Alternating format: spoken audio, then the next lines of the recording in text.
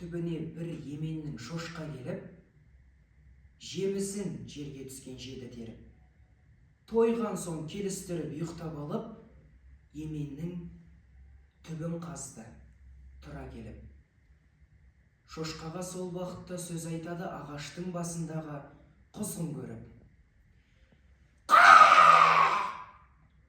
Тамырын қазып аршып тастаған соң, қалмай ма емен қурап кеуіп сынып.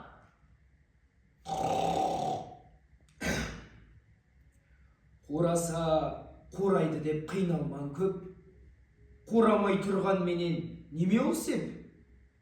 Қурасын, маған салса күйіп кетсін, қайғырман оның үшін уайым жеп. Құдайым жемісін айырмасын, қылатын мені семіз солар ғой тек.